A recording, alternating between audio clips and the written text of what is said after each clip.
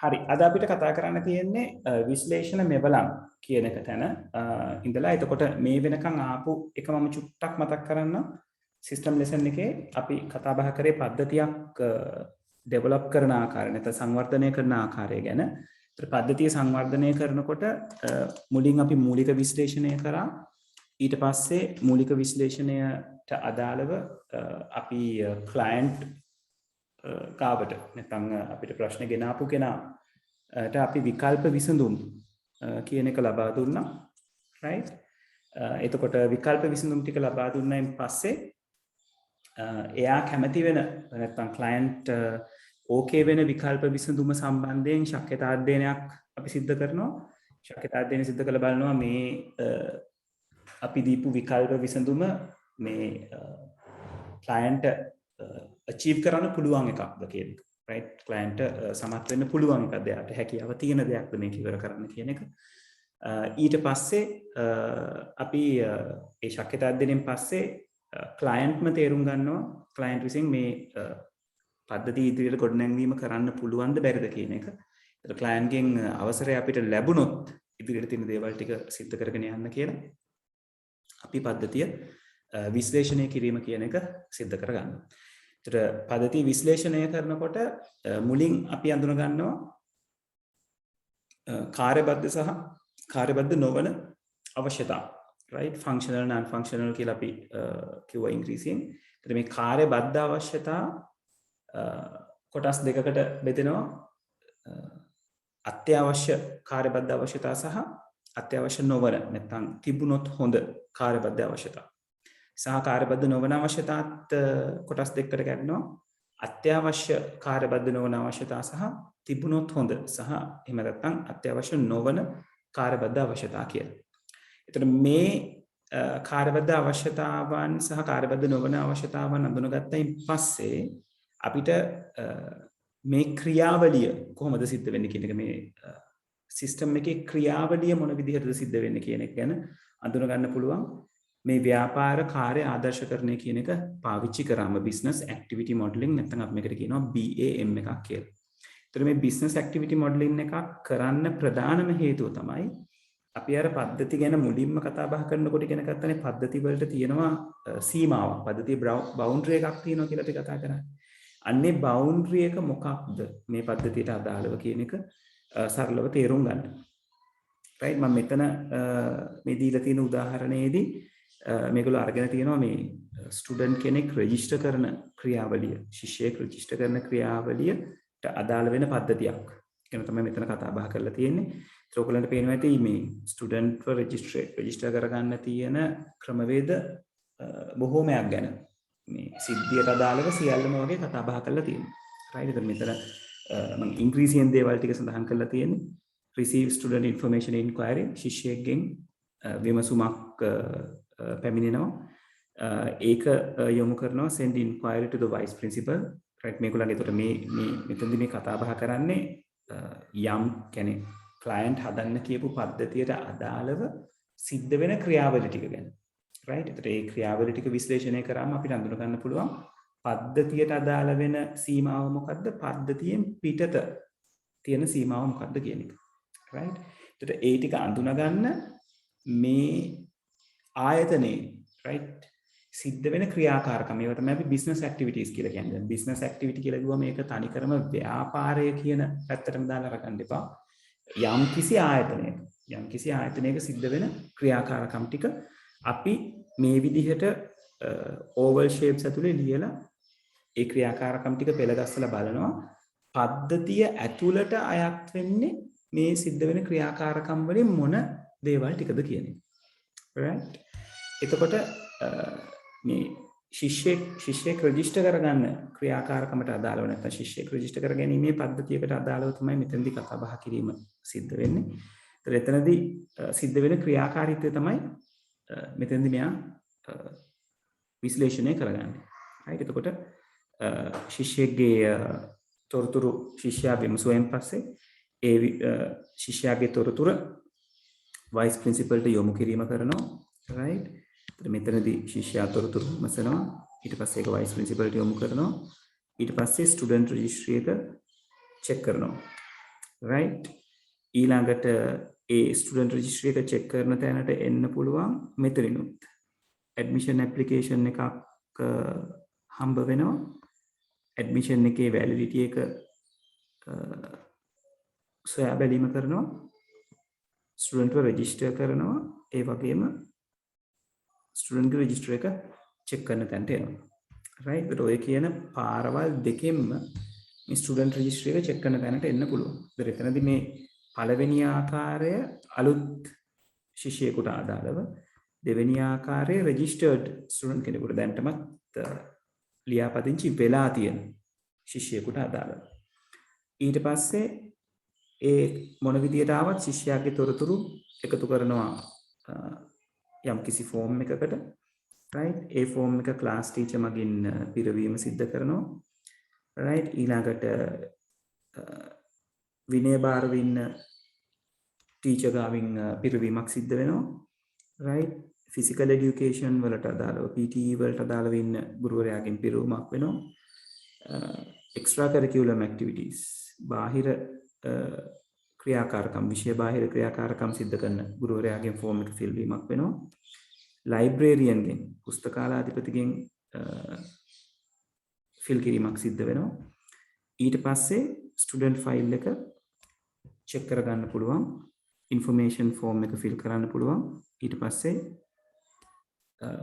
Information ටික print කරනවා vice principal check කරනවා ස්ටුඩන්ට් සිග්නේචර් කරනවා ප්‍රින්සිපල් සිග්නේචර් කරනවා right එතකොට මෙතනදී ශිෂ්‍යයාගේ තොරතුරු සම්බන්ධයෙන් ශිෂ්‍යයාට ඉස්කෝලෙන් යම් තොරතුරු ප්‍රමාණයක් නිකුත් කිරීම උදාහරණයක් විදිහට අපි චරිත සහතිකයක් කියලා අරගමු. ඒ වගේ එකක් නිකුත් කිරීමේදී ක්‍රියාත්මක වෙන ක්‍රියාවලි සමූහයක් තමයි මෙතන තියෙන්නේ. ඇක්ටිවිටීස් කීපයක් තමයි තියෙන්නේ. ඒකට ඒක විවිධ ආකාර වලින් සිද්ධ වෙන්න පුළුවන්. right එතකොට දැන් මෙන්න මේ ක්‍රියාවලිය ටික අරගත්තොත් මම නිල් පාටින් පෙන්වන ටික ගත්තොත් මෙයා ඊට පස්සේ මෙතනට එනවා මෙතනට ආයෙන් පස්සේ පාරවල් දෙකක් ඔයගලන්ට පේනවා ඇති එකක් උඩට යන්න පුළුවන් පාර තියෙනවා ඒ කියන්නේ ইনফরমේෂන් ගැදර් කරගන්න නැත්නම් කෙලින්ම ස්ටුඩන්ට් ෆයිල් එක චෙක් කරන්න එන්න පුළුවන් පාරක් තියෙනවා right එතන මේ ස්ටුඩන්ට් ෆයිල් එක චෙක් කරන්න එන්න පුළුවන් කියලා කියන්නේ මේ වෙනකොට මේ ඉතිරි කොටස් ටිකේ වැඩ ටික කෙරිලා ඉවර වෙච්ච දරුවෙක්ගේ දේවල් ටික තමයි කෙලින්ම ස්ටුඩන්ට් ෆයිල් එක චෙක් කරලා අරගන්න. right එතකොට ස්ටුඩන්ට් ෆයිල් එකේ මේ වගේ ෆෝම් එකක් නැහැ කියලා කියන්නේ එයාට නැවත වතාවක් මේ කියන කාර්යයන් ටික සිද්ධ කරන්න වෙනවා. ඒ සිද්ධ කරලා තමයි ස්ටුඩන්ට් ෆයිල් එකට මෙයා එන්නේ. ඊට පස්සේ ඒකට අදාළව ශිෂ්‍යයාට ලබා දෙන ෆෝම් එක ෆිල් කරනවා. ඒක ෆිල් කරනවා කියලා කියන්නේ කම්පියුටර් එකේ විදිහට මේක දාගෙන තියෙන්නේ. ඊට පස්සේ ෆෝම් එක print කරනවා. ප්‍රින්සිපල් ගාවින් චෙක් කරනවා. ස්ටුඩන්ට්ගේ සිග්නේචර් කරනවා. ප්‍රින්සිපල් සිග්නේචර් කරනවා. right එතකොට මේ තියෙන්නේ බොහොම සරල සිදුවීමක්. ශිෂ්‍යයෙකුගේ තොරතුරු වලට සම්බන්ධයෙන් සිදුවෙන ක්‍රියාකාරීත්වයට අදාළව. right එතකොට දැන් ප්‍රායෝගිකව අපි සිස්ටම් එකක් ගැන හිතුවොත් ප්‍රැක්ටිකලි සිස්ටම් එකක් ගැන හිතුවොත් ඒ සිස්ටම් එකේ මේ වගේ බිස්නස් ඇක්ටිවිටීස් ගොඩක් තියෙන්න පුළුවන්. right එතකොට ඔයාගේ බිස්නස් ඇක්ටිවිටි මොඩල් එක ගොඩක් විශාල එකක් වෙන්න පුළුවන්. ඉතින් ඒක විශාල වෙනවා කියලා අපිට ඒක නොඇඳ ඉන්න හෝ ඒක ගැන නොසලකා හරින්න බෑ.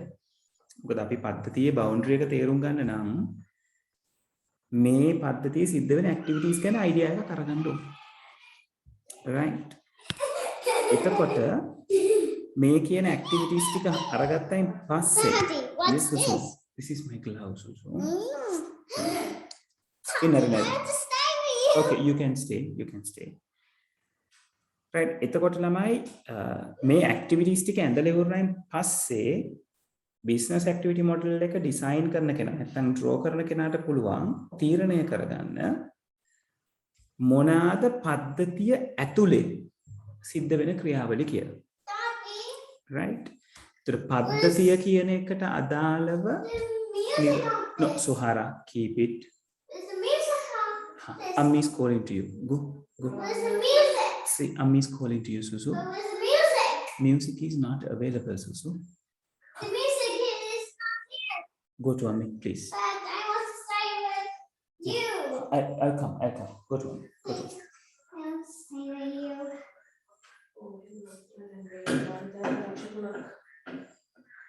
Susu.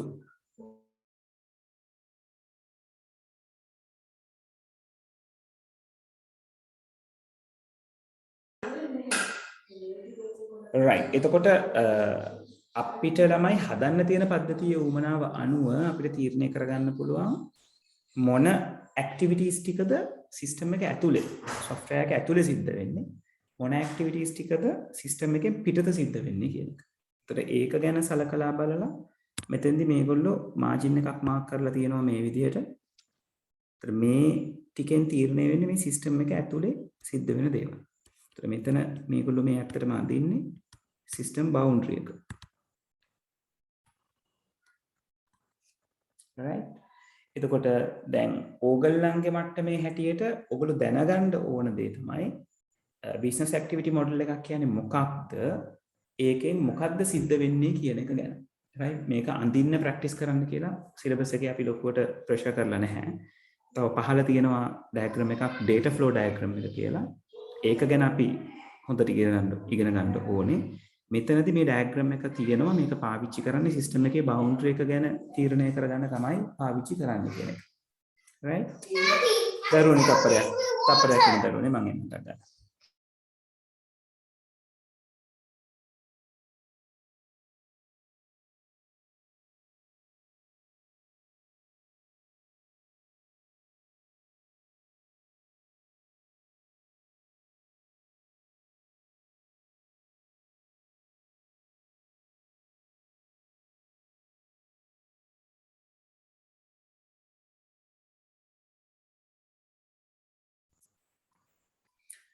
හරි එතකොට ළමයි ඔන්න ඔය කියන දේවල් ටික තමයි ඔයගොල්ලෝ දැනගන්න ඕනේ බිස්නස් ඇක්ටිවිටි මොඩල් එකක් සම්බන්ධව. බිස්නස් ඇක්ටිවිටි මොඩල් එක අඳින්නේ ඇයි? ඒකේ ඇඳෙන්නේ මොනවාද? ඒ අදාළ ආයතනයට අදාළව තියෙන ක්‍රියාකාරකම්, ඒ ක්‍රියාකාරකම් ඇඳීමෙන් මොකක්ද අපි කරගන්නේ? බිස්නස් එකේ තියෙන නැත්නම් ඒ අදාළ ආයතනයේ තියෙන සිස්ටම් එකට අදාළව ඒගොල්ලන්ගේ සීමාව අර්ථ දක්වා ගැනීම. හරි පැහැදිලිද ළමයි?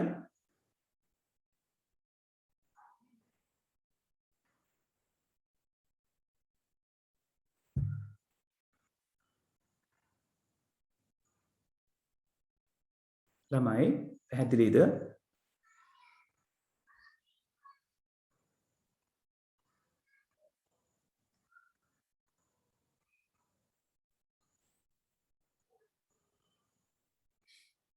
right හරි හොඳයි ඊළඟට තමයි ඇත්තටම අපිට කරන්න තියෙන වැඩේ ඒ කියන්නේ විභාගයට අදාළව අපිට කතා බහ කරන්න තියෙන දේ ඉන්නේ දත්ත ගැලීම ආදර්ශනීය කිරීම නැත්නම් data flow modeling කියන එක right ඒතර මෙතනට අදාළව තියෙන දේවල් ටික මෙතන මම නෝට් එක තිබුණට ඔයගලන්ගේ නෝට් එකේ අගටම වෙන්න ඇති data flow diagram designing කියලා කොටසක් right මෙන්න මෙතන දත්ත ගැලීම් සටහන පියවරෙන් පියවර කියන එක මේක වෙනම දාලා තියෙන්නේ මම උඩදී සරල විස්තර කිරීමක් කරලා තියෙන්නේ මෙතනදී තමයි අපි දත්ත ගැලීම් සටහන බොහොම විස්තරාත්මකව කතා බහ කරන්නේ right එතකොට මේක සම්බන්ධයෙන් ඔයගොල්ලෝ හොඳ අධ්‍යයනයක සිටිය යුතුයි මොකද මේක තමයි විභාගෙදී සෙකන්ඩ් පේපර් එකේ ඕගලන්ට එන ගැටලුව. right එතකොට මේක ඇඳගන්නේ කොහොමද? මේකේ තියෙන සංකේත මොනවද? ගැලීම කොහොමද පෙන්වන්නේ? ගැලීම් සිද්ධ කරනකොට මොන විදිහටද මේක අඳින්නේ? මෙතන මේ නෝට් එකේ හදාගන්න පොඩි දේවල් තියෙනවා ළමයි මේ නෝට් එක දානකොට විශේෂයෙන් ගැලීම් එහෙම සෙටල් කරලා තියෙන තැන් ටික right මම කියාගෙන යන්නම්. ඒතර එතනදී අපි මේ දේවල් ටික හදාගමු. මේක ගැන මම දැන් පියවරෙන් පියවර කතා බහ කරනවා. right හරි printing mistake එකක් තියෙනවා උදේ පාන්දරම නේද දත්ත ගැලීම් සටහන වෙනවා ගැලීම් සටහන නෙවෙයි right එතකොට දත්ත ගැලීම් සටහන දැන් මෙතනදී අපි business activity model එකේ කතා කරේ සිද්ධ වෙන ක්‍රියාකාරකම් මොනවද කියලා right මෙතනදී අපි කතා කරන්නේ පද්ධතිය ඇතුලේ ගලාගෙන යන දත්ත මොනවද ඒ දත්ත පද්ධතියට එන්නේ කොහොමද? පද්ධතියෙන් එළියට යන්නේ කොහොමද? ඒ වගේම පද්ධතිය ඇතුලේ දත්ත ගැලීම සිද්ධ වෙන්නේ කොහොමද? right? එතකොට මේ දත්ත ගැලීම සිද්ධ වෙනකොට අපිට උවමනා වෙනවා මේ දත්ත එක්ක වැඩ කරන පිරිස සහ දත්ත ගබඩා කරලා තියෙන ස්ථාන සහ දත්ත ප්‍රොසෙස් වෙන තැන් සැකසෙන තැන්. ඔන්න ඕක අපි දත්ත ගැලීමේ සටහනේ අපි ඉදිරිපත් කරන්න ඕනේ. right? එතකොට මම කලින් ගිය සතියේ කතා කරනකොට කිව්වා අපි පද්ධතියක් විශ්ලේෂණය කරනකොට එකපාරට අලුත් පද්ධතිය හදන්න යන්නේ නැහැ. තියෙන පද්ධතිය හොඳින් විශ්ලේෂණය කරලා ඉවරුණාන් පස්සේ තමයි අලුත් පද්ධතියට අපි අත ගන්න කියන්නේ. right? එතකොට මේ දත්ත ගැලීමේ සටහන data flow diagram කියන එක පද්ධතියක් නිර්මාණය කරනකොට කොටස් දෙකකට ඇඳෙනවා. එහෙම නැත්නම් අවස්ථා දෙකකදී ඇඳෙනවා. එකක් තමයි දැනට තියෙන පද්ධතියට. ඒ පද්ධතිය තේරුම් ගන්න, ඒ පද්ධතිය විශ්ලේෂණය කරගන්න දත්ත ගැලීම් සටහනක් අඳිනවා. right? ඒ වගේම තමයි ඊට පස්සේ ඒ දත්ත ගැලීම් සටහන පාවිච්චි කරලා උදව් කරගෙන අපි ප්‍රොපෝස් කරන සිස්ටම් එක. right? අපි යෝජනා කරන සිස්ටම් එකට අදාළව දත්ත ගැලීම් සටහනක් අඳිනවා. right? ඒතකොට ඕගලන්ට විභාගෙදී එන ගැටලුවේදී ඔය දෙකෙන් එකක් එන්න පුළුවන්. දෙකම එන්න තියෙන සම්බන්ධතාව ගොඩක් අඩුයි. එක්කෝ සිදුවීමක් දීලා ඒ දැනට තියෙන සිදුවීමට ඔයගලන්ට දත්ත ගැලීම් සටහන නිර්මාණය කරන්න කියන්න පුළුවන්. එහෙම නැත්නම් ඔයගොල්ලෝ යෝජනා කරන දෙයකට අදාළව දත්ත ගැලීම් සටහන නිර්මාණය කරන්න කියන්න පුළුවන්. තාම මෙච්චර කාලයකට ඇවිල්ලා තියෙන ප්‍රශ්න මොඩල් එක තමයි ප්‍රශ්නයක් දෙනවා. කියන්නේ සිදුවීමක් දෙනවා. දීලා ඒකට අදාළ දත්ත ගැලීම් සටහන නිර්මාණය කරන්න කියන එක. right? ඒ වගේම තමයි මම හොඳට මතක තියාගන්න මේ දත්ත ගැලීම් සටහන් levels කීපයක්, මට්ටම් කීපයකට අදාළව ඇඳෙනවා. right? ඒක අපි සාමාන්‍යයෙන් කියනවා සන්දර්භ රූප සටහනක්, context level diagram එකක් අපි අඳිනවා කියලා කියනවා. ඒක තමයි මූලිකම diagram එක කියලා අපි සලකන්නේ. එතකොට ඒ diagram එකේදී බොහොම සරලව සිද්ධ වෙන්නේ system එක අපි මෙහෙම ඍජු කෝණාශ්‍රයකින් පෙන්නනවා. මේ සිස්ටම් එකත් එක්ක සහභාගී වෙන අය අපි ඒවට කියනවා බාහිර භූතාර්ථ කියලා, external entities කියලා. ඒගොල්ලෝ මේ විදිහට oval shape එකක් ඇතුලේ ඒගොල්ලෝ කවුද කියන එක ඒක වචනයෙන් අපි ලියලා පෙන්නනවා. right? ඉංග්‍රීසි වෙන්න ඕනේ, සිංහලෙන් ලියන්නත් පුළුවන්. ඊට අපි පද්ධතිය නම් කරගන්න ඕනේ. ඒක අනිවාර්යයි.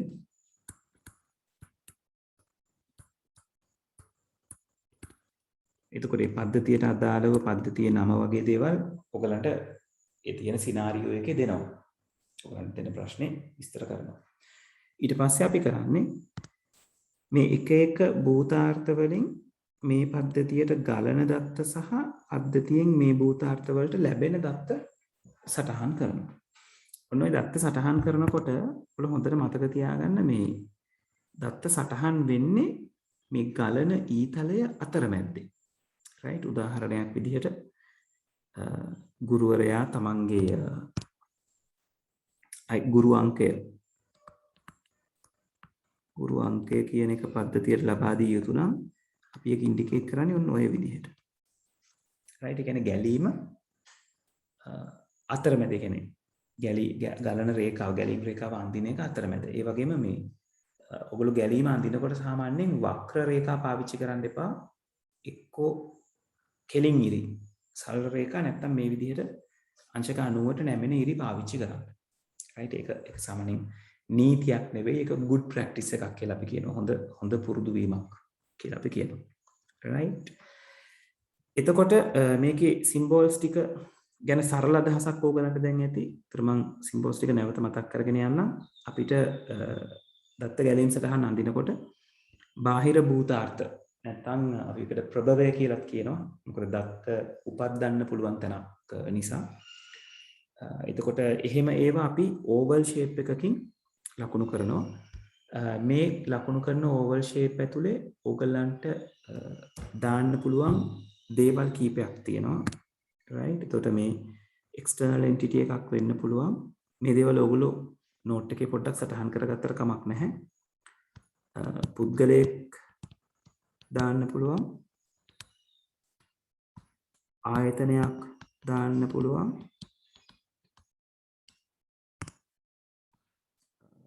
තවත් පද්ධතියක්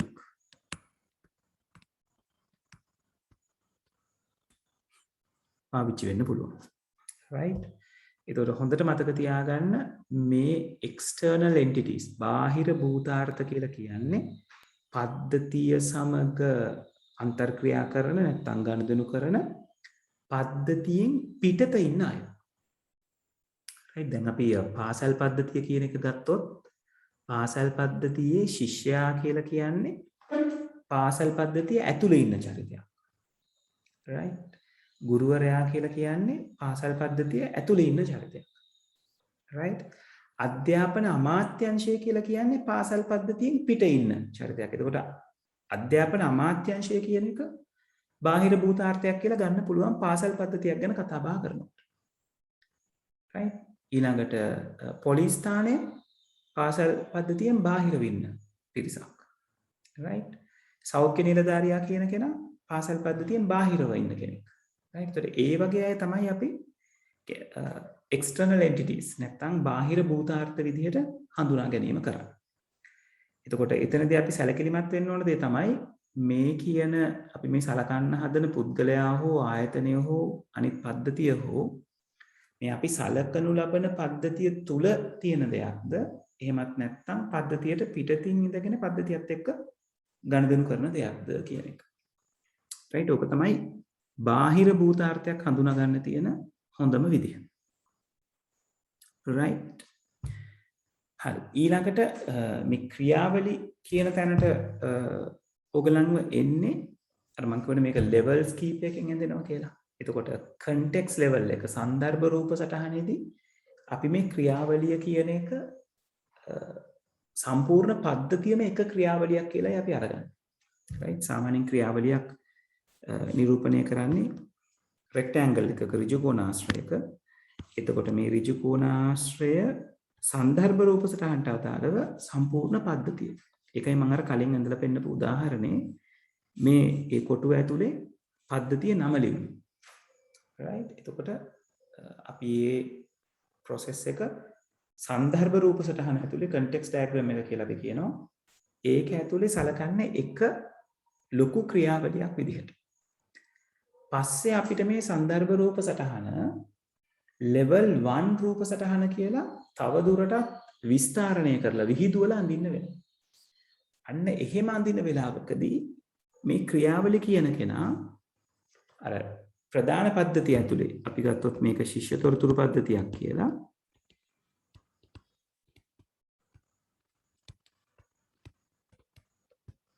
මේ ශිෂ්‍ය තොරතුරු පද්ධතිය ඇතුලේ තියෙන පොඩි පොඩි ක්‍රියාවලි පෙන්වන්න අපිට මේ ක්‍රියාවලි කියන කෙනා උවමනා වෙනවා.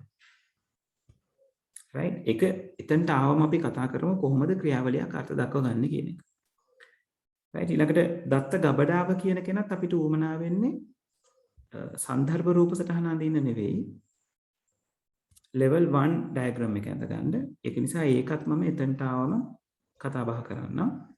දැනට ඔයා දැනගන්න ඕනේ මේ බාහිර භූතාර්ථයක් අඳුන ගන්න විදිහයි ඊළඟට මෙන්න මේ දත්ත ගැලීමයි. right? මේ දත්ත ගැලීම විදි දෙකකින් සිද්ධ වෙන්න පුළුවන්. ඒක මෙන්න මෙතන පොඩ්ඩක් ඉන්ඩිකේට් කරගන්න ළමයි. මේ දත්ත ගැලීම මට සරල රේඛාවක් පාවිච්චි කරලා කියන්න පුළුවන්. මගේ පද්ධතිය ශිෂ්‍ය තොරතුරු පද්ධතිය කියලා ගත්තොත්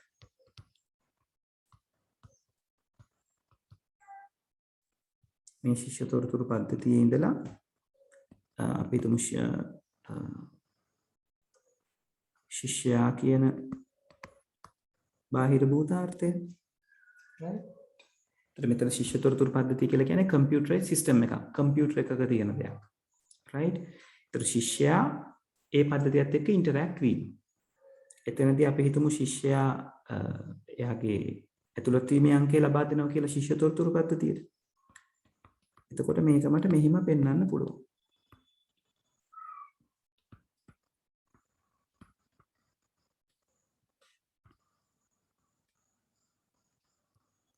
right? එතකොට මේක ඇවිල්ලා මේක සරල රේඛාවක්. තනි එකක්. right?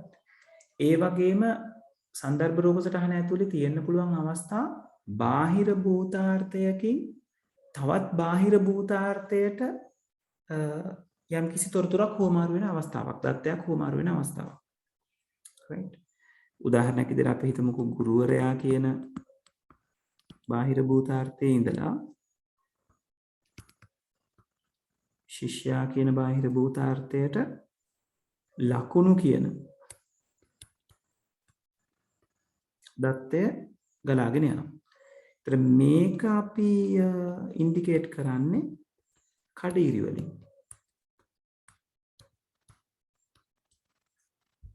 right? ඔන්න ඕක හොඳට මතක තියාගන්න ඔයගලන්ට ප්‍රශ්න කරනකොට ඕක සෑහෙන උවමනා වෙනවා. right? බාහිර භූතාර්ථයකින් පද්ධතියට යන ඒවා යන්නේ තනිරක්. බාහිර භූතාර්ථයකින් තවත් බාහිර භූතාර්ථයකට යනවා නම් ඒවා කඩේවි. පැහැදිලිද ළමයි? ඔක පොඩ්ඩක් ඇඳගත්තට කමක් නැහැ.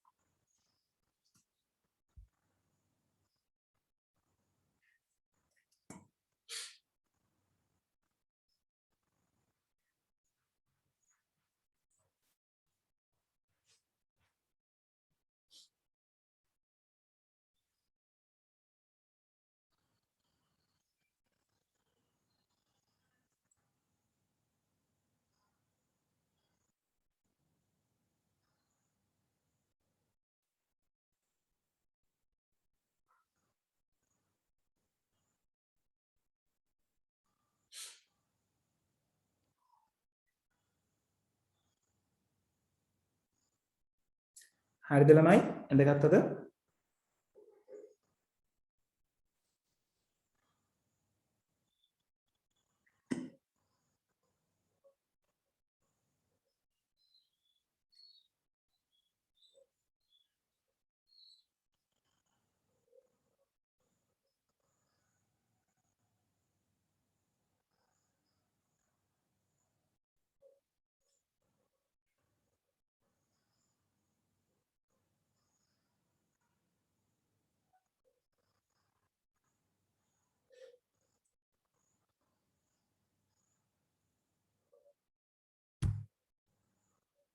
ළමයි ඇඳගෙන ඉවර නම් මට කියන්න.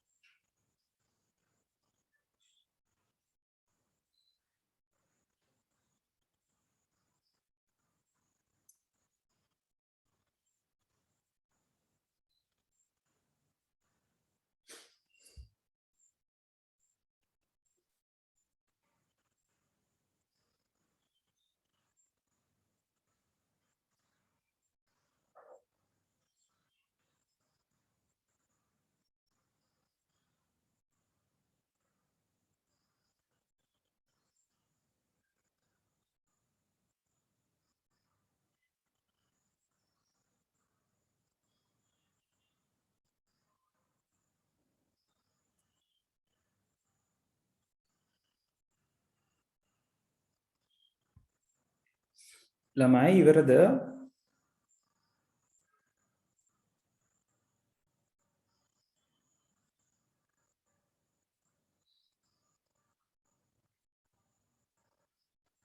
right. තාම අන්දින කෙනෙක් ඉන්නවද? කීප දෙනෙක් ඉවරයි කියලා කියලා තියෙනවා.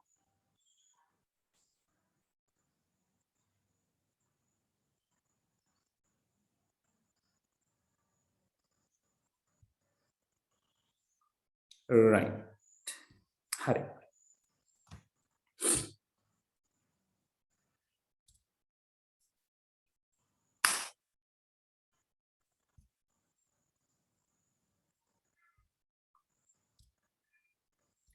හරි. එතකොට ඉස්සරහට යන් ඊළඟ පිටුවේ තියෙනවා ඕගලන්ට සිද්ධියක් අධ්‍යයනය කරන්න.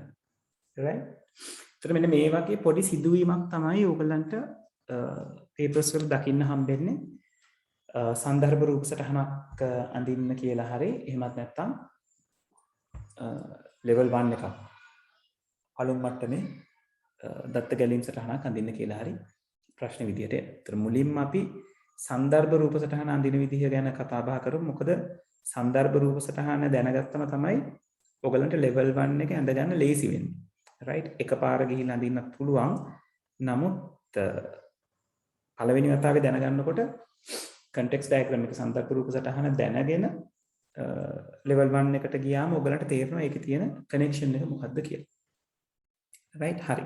විනාඩියක් අරගෙන මේ සිද්ධිය කියව ගන්න ළමයි එක විනාඩියක් අරගෙන කියවගෙන බලන්න මොකක් ගැනද මේ කියලා තියෙන්නේ කියලා.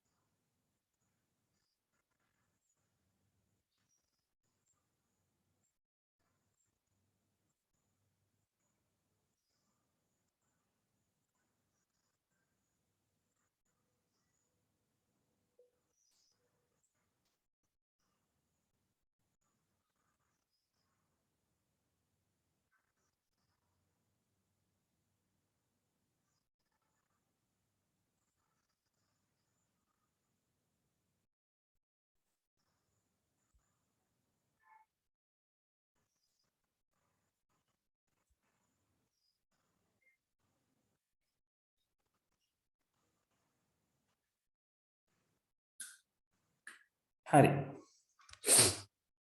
කියවද ළමයි? එතන මෙතන සිද්ධිය කියලා තියෙනවා මිනිසුන්ට නිවසේ සිට සාප්පු යෑමට ඉඩ සලසන භාණ්ඩ ඇනවුම් ක්‍රමයක විස්තර ඔබට ලබා දී ඇතැයි සිතමු.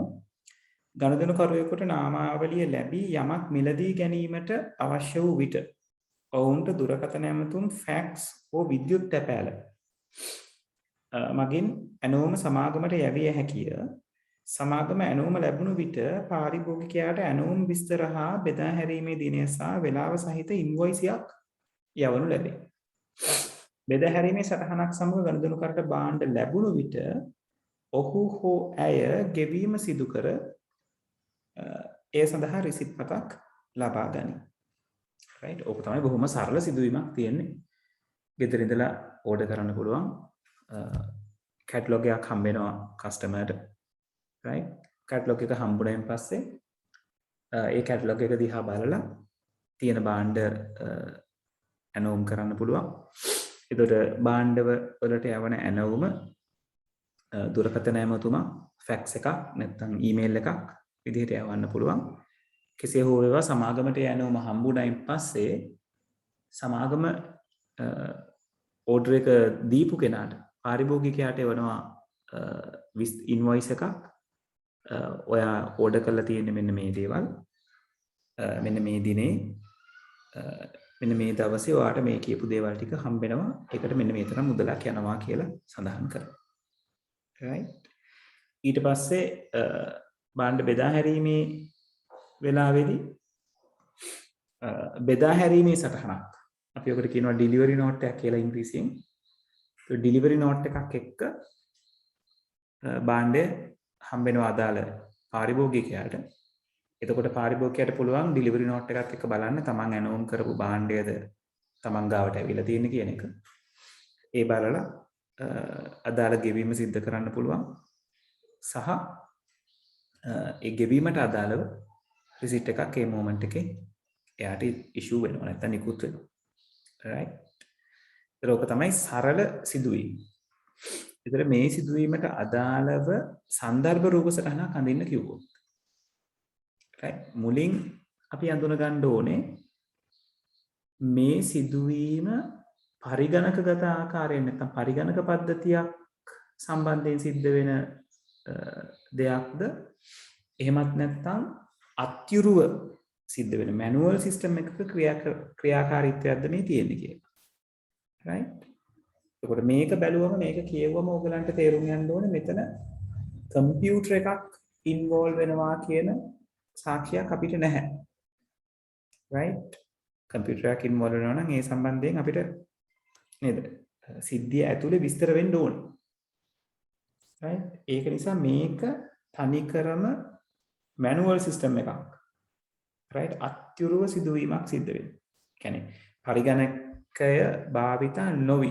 එහෙම නැත්නම් පරිගණක පද්ධතියක් භාවිතා නොවි. right?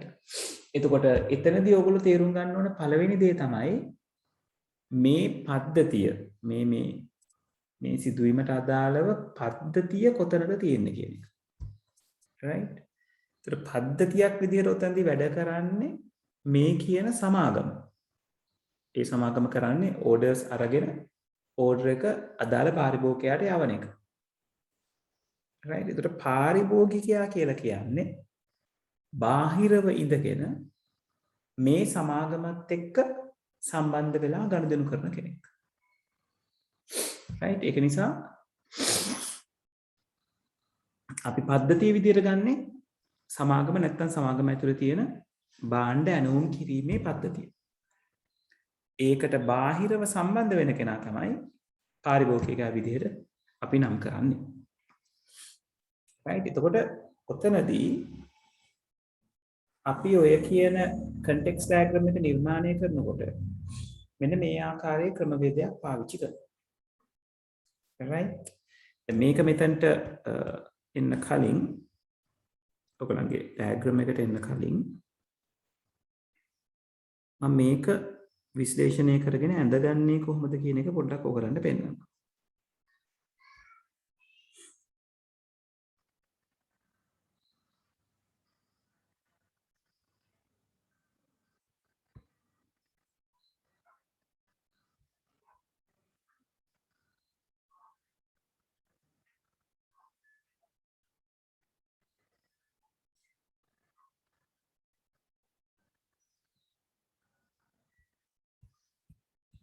කොහොමද මේක?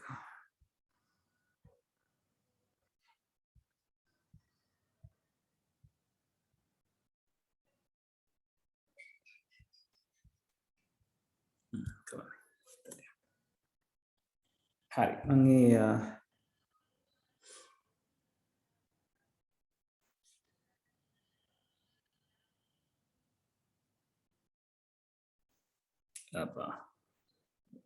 මම අදාළ පිටුව ගන්න තමයි අකුරු ටික කොපි වෙනකොට නේද හරි නැති විදිහකට කොපි වෙන්නේ.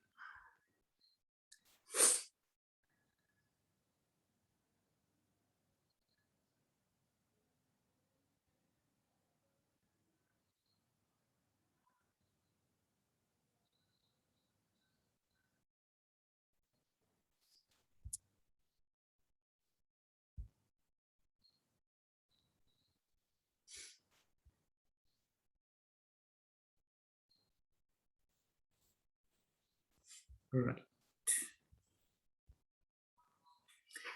එතකොට මේ කියන කොටසට අදාළව අපිට context diagram එකක් අඳින්න කිව්වොත් right නිවසේ සිට සාප්පු යාමට ඉඩ සලසන භාණ්ඩ ඇනුම් ක්‍රමයක විස්තර ඔය කතන්දරය එතන තියෙන්නේ.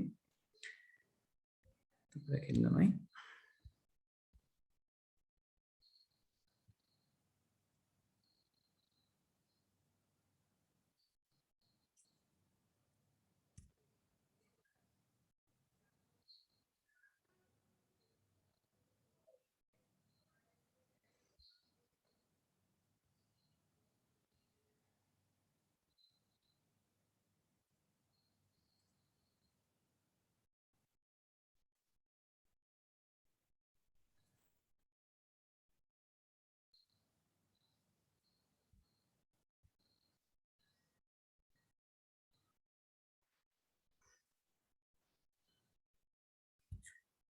හරි එතකොට මෙතනදී ඔයගොල්ලෝ මුලින් හඳුනා ගන්න ඕන දේ තමයි මොකක්ද ඔයගලන්ට මෙතන සිද්ධ කරන්න තියෙන්නේ කියන එක. right එතකොට මේකේ අවශ්‍යතාවය තියෙන්නේ context diagram එකක් අඳින එක. සන්දර්භ රූප සටහනක් අඳින එක. එහෙනම් සන්දර්භ රූප සටහනේ මම අර කලින් කිව්වා වගේ සිස්ටම් එක මොකක්ද කියන එක මුලින් හඳුනා ගන්න ඕනේ. right එතකොට භාණ්ඩ ඇනෝම් කිරීමේ පද්ධතියක් තමයි අපිට සිස්ටම් එක කියලා අඳුන ගන්න තියෙන්නේ. එහෙනම් ඔයාලට තියෙන හොඳම ක්‍රමය තමයි මේක නිර්මාණය කරනකොට මුලින්ම මෙයාව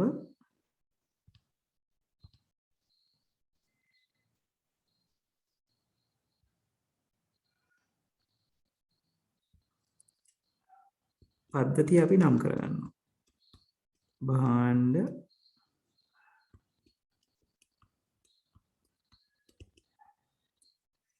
ඇනවුම් කිරීමේ පද්ධතිය.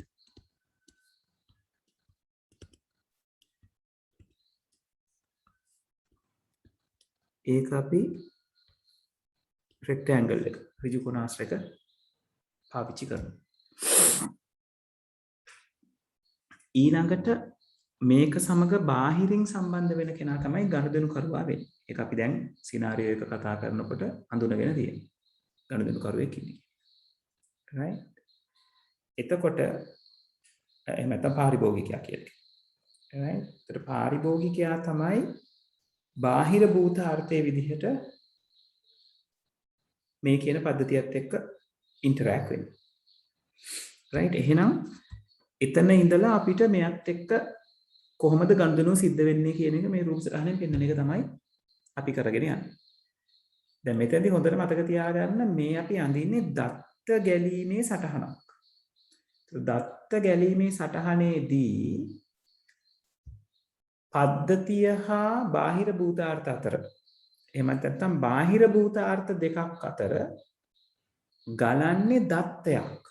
එතකොට ඔයා ඊතලයේ උඩ ලියන දේ නිතරම දත්තයක් විය යුතුයි. ඩේටා එකක් විය යුතුයි. ඇක්ටිවිටීස් ලියන්න යන්න එපා. ගොඩක් කට්ටිය ඕක ඇක්ටිවිටි එකක් ලියලා පටල ගන්නවා. ඇක්ටිවිටි එකක් නෙවෙයි ලියවෙන්න ඕනේ. බාහිර භූතාර්ථයේ ඉඳලා පද්ධතිය පැත්තට ගලන්න දත්තය මොකක්ද කියන එක තමයි ලියවෙන්න ඕනේ. right එදෙන අතරමැද බාහිර භූතාර්ථයෙන් ඉඳලා පද්ධතියට හෝ පද්ධතියෙන් බාහිර භූතාර්ථයට. නැත්තම් බාහිර භූතාර්ථ දෙකක් එකිනෙක අතර. right ඒතර මෙතන කියලා තියෙනවා නිවසේ සිට සාප්පු යාමට ඉඩ සලසන භාණ්ඩ ඇනෝම් ක්‍රමයක විස්තර ඔබට ලබා දී ඇතැයි සිතමු. ගනුදෙනු කරුවෙකුට නාමාවලිය ලැබී. මෙන්න මෙතන කතා බහ කරනවා එක ඩේටා එකක් ගැන යාට හම්බෙන නාමාවලිය. එතකොට මට ගනුදෙනු කරුවා කියන කෙනාව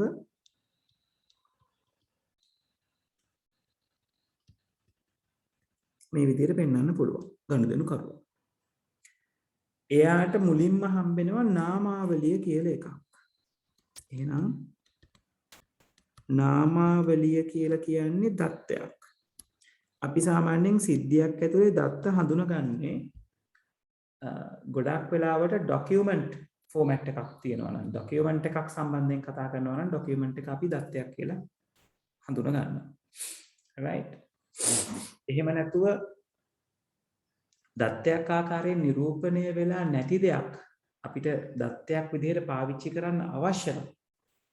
එතකොට අපි උදාහරණ විදිහට මේක කිව්වොත් එහෙම පාරිභෝගික ගනුදෙනුකරුවා ඔහුගේ පුද්ගලික තොරතුරු සමාගම වෙත ලබා දෙයි. right? එතකොට අන්න ඒ ක්‍රියාවලියේදී පුද්ගලික තොරතුරු කියන එක තමයි අපි දත්තේ විදිහට අරගන්නේ. right? ඊළඟට ගොඩාක් වෙලාවට ඕක අපිට මගහැරෙන තැනක් වෙනව නැත්නම් පැටලෙන තැනක් වෙනවා. බාහිර භූතාර්ථය හා පද්ධතිය අතර සිද්ධ වෙන යම් ක්‍රියාකාරකමක්. උදාහරණයක් විදිහට අපි තොරතුරු යවුවයින් පස්සේ තොරතුරු ලැබුණා කියලා ස්ථීර කරනවා. එතකොට අර ස්ථීර කිරීම කියන එක අපිට ස්ථීර කිරීම කියලා ලියන්න බෑ. ස්ථීර කිරීම කියලා ලිව්වොත් ඒක ක්‍රියාවක් බවට පත් වෙනවා. එයා අපි එතන ලියවෙන්න ඕනේ ස්ථීර කිරීමේ දත්ත නැත්නම් ස්ථීර කිරීමේ තොරතුරු. right? ඒ කියන්නේ සිද්ධ වෙන ක්‍රියාවලිය ඇතුලේ දත්තයක් හෝමාරු වෙනවා නම් අන්න ඒකේ දත්තයක් ආකාරයෙන් නිරූපණය කිරීමේ හැකියාව අපි හදා ගන්න ඕනේ. right? document එක අපිට කිසිම ගැටලුවක් නැතුව දත්තයක් විදිහට පාවිච්චි කරන්න පුළුවන්. document එක කිව්වම මේ නාමාවලිය වගේ documents ඊළඟට invoices receipt ඔය වගේ දේවල් ඔක්කොම අපිට දත්ත කියලා පාවිච්චි කරන්න පුළුවන්. හරි. එතකොට මෙතන නාමාවලියේ ලැබී යමක් මිලට ගැනීමට අවශ්‍ය විට ඔවුන්ට දුරකථන ඇමතුම් ෆැක්ස් හෝ විද්‍යුත් පැල මගින් ඇනවුම සමාගමට යැවිය හැකිය. මේ ඇනවුම කියලා කියන්නේ ඕඩර් එක කියලා කියන්නේ තව දත්තයක්. right? අපිට ඕක ඇනවුම පිළිබඳ තොරතුරු කියලා ලියන්නත් පුළුවන්. ඇනවුම ඕඩර් එක කියලා ලියන්නත් පුළුවන්. right? එතකොට ගනුදෙනුකරුවා මොකද කරන්නේ? ඇනවුම ලබා දෙනවා.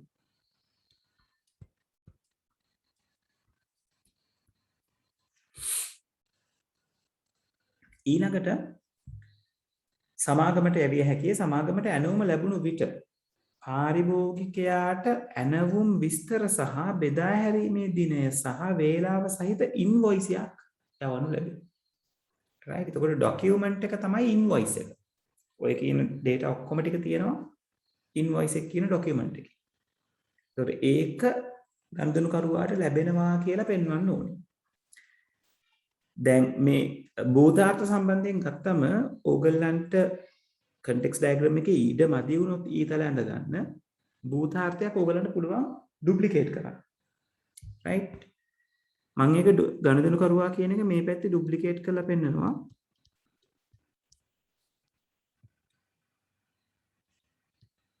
මෙන්න මේ විදිහට. අපිට duplicate කරනකොට මෙන්න මේ ඇලයිර පාවිච්චි කරන්න ඕනේ. ඇලයිරක් පාවිච්චි වෙනවා නම් ඒ ඩුප්ලිකේට් වෙන හැම ඕවල් එකම ඇලයිර අපිට දකින්න හම්බෙන්න ඕනේ. එතකොට අපිට තේරෙනවා රයිට් මෙයා තව කොහේ හරි ඩුප්ලිකේට් වෙලා තියෙනවා කියලා. right? එතකොට ඇනවුම දුන්නයින් පස්සේ ගනුදෙනුකරුවාට ලබා දෙනවා කියලා කිව්වා ඉන්වොයිස් එකක් නේද? එතකොට අපි මෙතන ඉන්වොයිස් එක කියලා නම් කරගන්න ඕනේ. පද්ධතියෙන් ගනුදෙනුකරුවාට ලැබෙන දේ. ඉන්වොයිස්. බෙදා හැරීමේ සටහනක් සමග ගනුදෙනුකරුට භාණ්ඩ ලැබුණු විට. දැන් භාණ්ඩ කියලා කියන්නේ ළමයි මෙතන දත්තයක් නෙවෙයි. භාණ්ඩ පිළිබඳ දත්ත තියෙනවා ඇත්තටම මෙන්න මේ බෙදා හැරීමේ සටහන කියන එකේ. right? එතකොට මෙයාට ડોකියුමන්ට් එකක් විදියට හම්බෙනවා බෙදා හැරීමේ සටහන.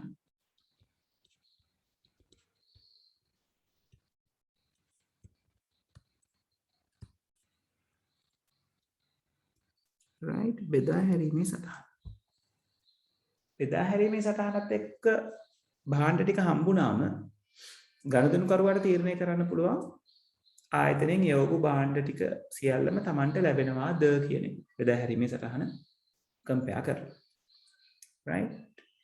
ඊළඟට යා මොකද කරන්නේ? ඒ අදාළ භාණ්ඩ ටිකට අදාළව තියෙන ගෙවීම සිද්ධ කරනවා. මෙතනදී හොඳට මතක තියාගන්න ගෙවීම කියන එක payment එක කියන එක අපි සලකන්නේ document එකක් දත්තයක් විදිහට. මොකද ඒක electronically card payment එකක් විදිහට කරන්න පුළුවන්. නැත්නම් කෑෂ් දෙන්න පුළුවන්. කෙසේ නමුත් එයා ડોකියුමන්ට් එකක් කියලායි අපි අරගන්නේ. ඒක නිසා අපිට එයාව ගෙවීම කියලාම නම් කරන්න පුළුවන්. ගෙවීම. ගෙවීම කරන්නේ ගනුදෙනුකරුවාගේ පැත්තේ ඉඳලා සිස්ටම් එක පැත්තට. ගෙවීම සිද්ධ කරයින් පස්සේ ගනුදෙනුකරුවාට මොකක්ද හම්බෙන්නේ? රිසිට් පතක් හම්බෙන්නේ. රිසිට් පත කියන එක අපිට අරගන්න පුළුවන් තවත් එක ડોකියුමන්ට් එකක් විදිහට. රයිට්. එතකොට මේ සිද්ධියට අදාළව ඇඳෙන සන්දර්භ රූප සටහන තමයි මේ තියෙන්නේ. context diagram එක. පැහැදිලිද ළමයි?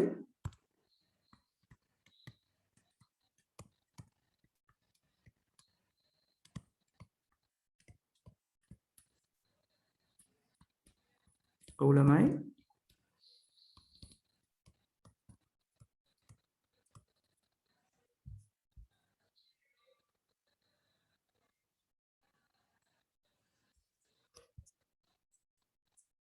right. එතකොට ඕගලන්ගේ නෝට් එකේ මම ඕක ඇඳලා පෙන්නලා තියෙනවා. හැබැයි ඒකේ අඩුපාඩුවක් තියෙනවා. ප්‍රධාන අඩුපාඩුවක් තියෙනවා ළමයි. මේ ඔක්කොම දත්ත ටික ලියලා තියෙන්නේ රේඛාව උඩ. ඒක ඕගොල්ලෝ ටිපෙක්ස් කරලා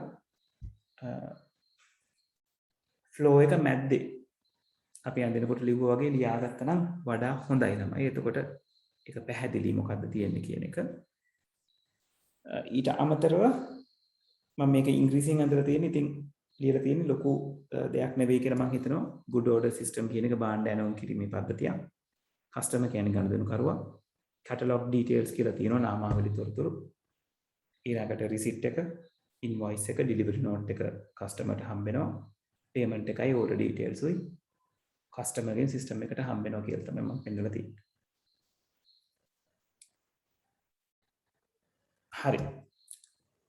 ගැටලු තියෙනවද මේ සම්බන්ධයෙන්? මොකද අපි දැන් ඊළඟට පොඩි ප්‍රශ්නයක් try කරලා බලන්න හදන්නේ.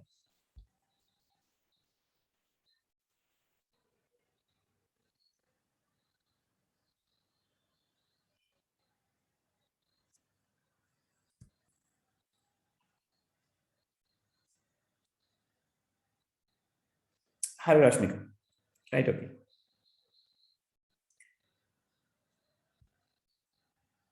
හරි. ඔයගලන්ට අවශ්‍ය නම් ඔතන නෝට් එකේ මේ සිංහල වචන ටික සිංහලෙන් ඉන්ඩිකේට් කරගන්න. right එක සමහර වෙලාවට ඔයගලන්ට පහසු වෙයි. ඊළඟට මම ප්‍රශ්නයක් දෙන්නම් අපි ප්‍රශ්නය කරලා බලමු. right.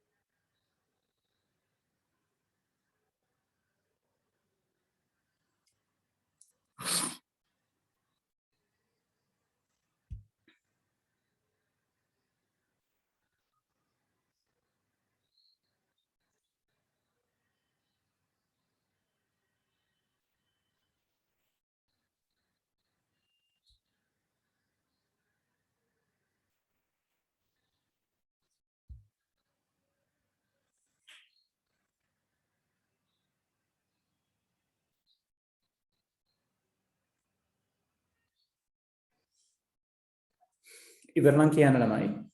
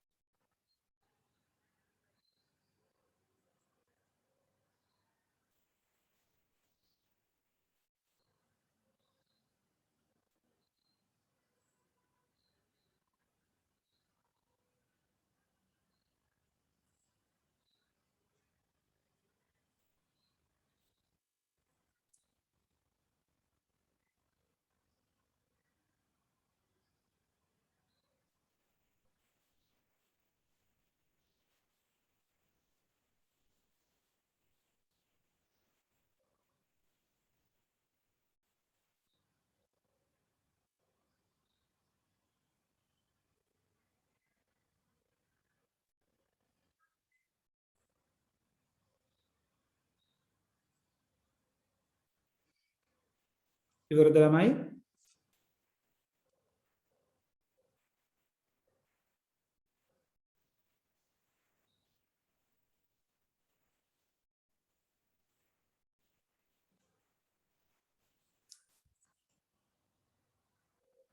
right.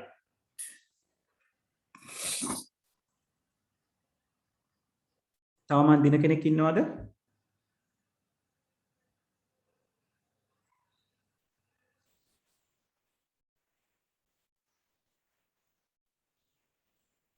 හරි. right. මම දැන් මෙතනට අරගන්නවා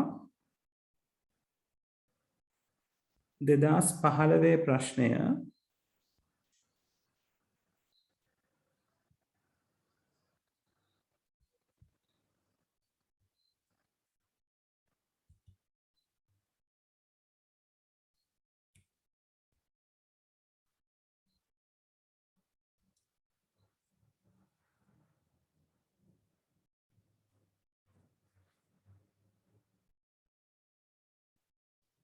right. මම මේක WhatsApp group එකකට දාන්නම්.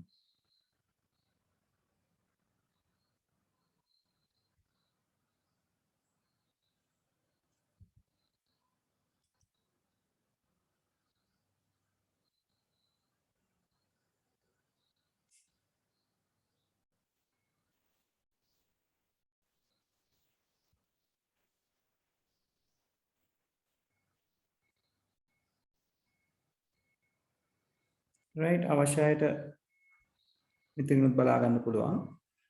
right. ඔය තියෙන්නේ context diagram එකක් අඳින්න කියලා විභාගයේදී ඕගලන්ට ආපු පළවෙනි අවස්ථාව. right. ඒතර මේකේ විස්තරය දීලා තියෙනවා බොහොම පරිස්සමට කියවන්න. මේ context diagram එක අඳගෙන යනකොට ගොඩක් අයගෙන් සිද්ධ වෙන අතපසුවීමක් තියෙනවා. ඒක නිසා ඒකට මුලින්ම පොඩි hint එකක් දෙන්නම්. මේ ප්‍රශ්නේ පුද්ගලයෙක් සහ සමාජිකයෙක් කියන දෙන්නෙක් ගැන කතා කරනවා. පුද්ගලයා යම් අවස්ථාවකදී සමාජිකයා වෙනවා. එතකොට සමාජිකයාට කළ හැකි දේවල් සෑම පුද්ගලයෙකුටම කරගන්න බෑ. ඒ කියන්නේ වෙන විදිහකින් කිව්වොත් පුද්ගලයා සහ සමාජිකයා කියන දෙන්න එන්ටිටිස් දෙකක් විදිහට ඕගොල්ලෝ සැලකිය යුතුයි. ඒක පුද්ගලයාට කළ හැකි කොටසක් තියෙනවා, සමාජිකයාගේ පැත්තෙන් කරන කොටසක් තියෙනවා. right? බලන්න මේක කියවලා අර අපි උඩ ඇඳ වගේ ඩයග්‍රෑම් එකක් ඇඳ ගන්න පුළුවන්ද කියන එක මේ ප්‍රශ්නේ බොහොම සරලව විස්තර කරලා තියෙන්නේ. පද්ධතිය අඳුන ගන්න. right? හැමෝම ප්‍රශ්නේ කියවලා පද්ධතිය මොකක්ද කියන එක මට පොඩ්ඩක් කියන්න. මොකද මේ ප්‍රශ්නේ අමුම කියලා තියෙනවා පද්ධතිය මොකක්ද කියලා. මම ඒ අතරතුරේ ඔයගලන්ට ප්‍රශ්නේ WhatsApp දාන්නම්.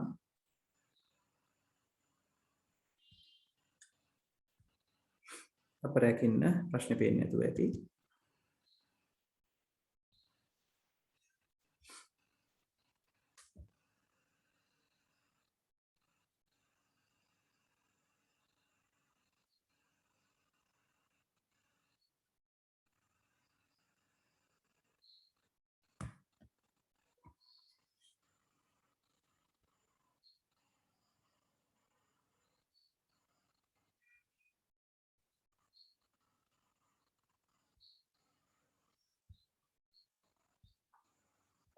මේක ළමයි පැය භාගයක ප්‍රශ්නයක්. right? ඒක නිසා වෙලාව තියෙනවා කලබල වෙන්නේ නැතුව කියවලා හිමින් අඳින්න බලන්න. right? මතක තියාගන්න පද්ධතිය අඳුන ගන්න.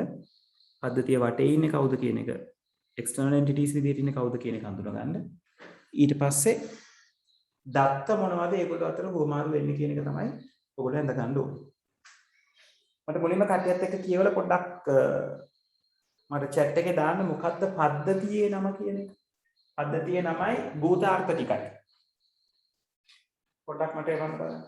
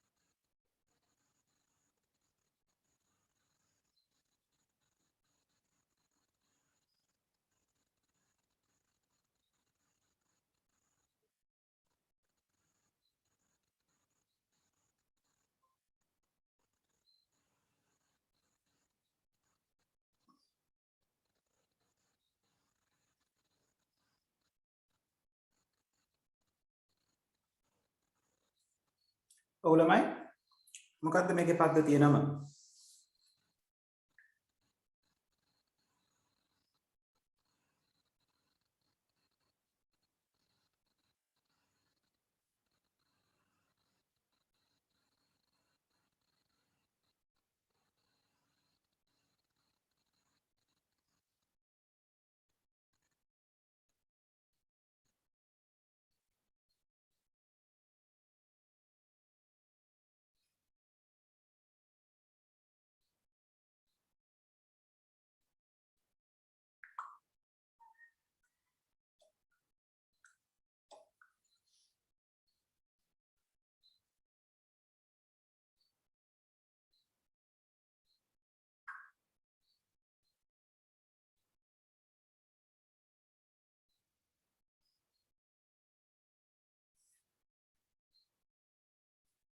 ළමයි පද්ධතිය අඳුන ගන්න අමාරුයිද? අමාරුයි නම් අමාරුයි කියලා කියන්න ඕනේ.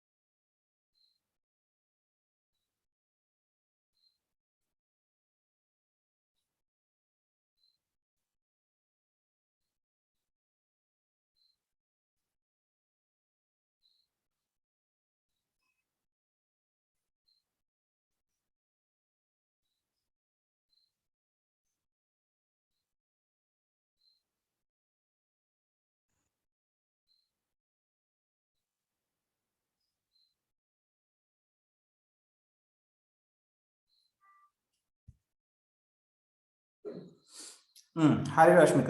ඒක තමයි පද්ධතිය right? හොඳයි. අනිත් අය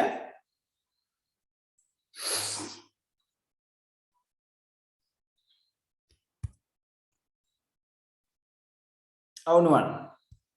ඒක තමයි පද්ධතිය විදිහට ගන්න. බාහිර භූත අර්ථ මොනවාද තියෙන්නේ?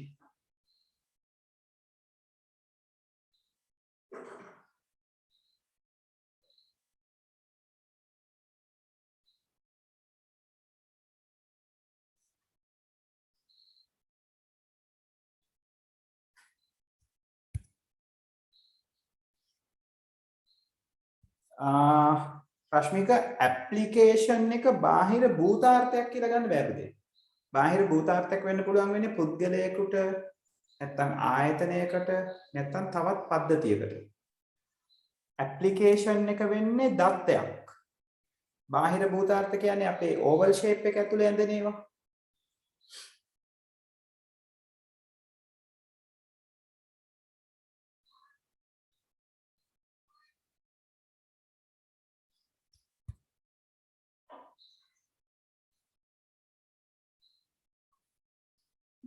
ඔව් නුවන් members හරි NITL එක හරි e-books කියන එක බාහිර භූතාර්ථයක් වෙන්නේ නැහැ. e-books කියන එක අපි data එකක් විදිහට ගන්නවා.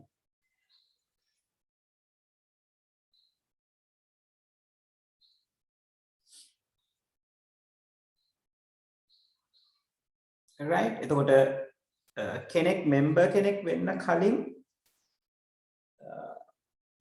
පුද්ගලයා කියන එක නා නේද personal කියන එක නත් උතරදී බාහිර භූතාර්ථයක් වෙනවා.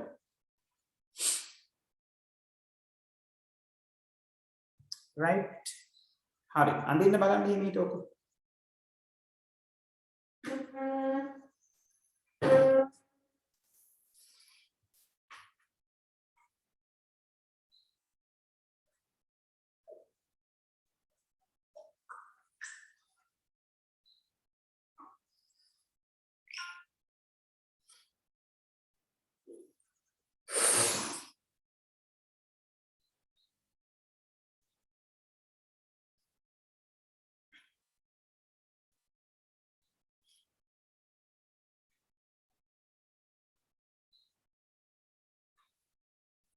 අපි ළමයි 6:25 වෙලාව නේද? විනාඩි 10කින් 15කින් ඔක ගැන කතා බහ කරමු. right හැමෝම අඳින්න try කරන්න. ඒකයි වැදගත් වෙන්නේ. right හරියටම අඳිනවා කියන එක නෙවෙයි උතන්දී වෙන්න ඕනේ. උපරිමයෙන් try කරන එක. වැඩේ හරියට කරගන්න.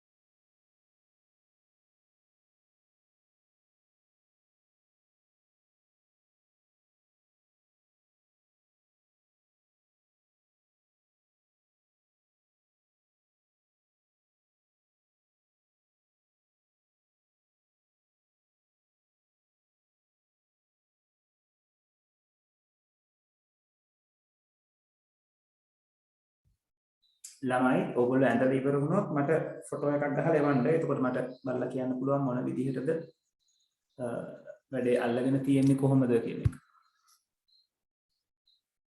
right නුවන් බලමු.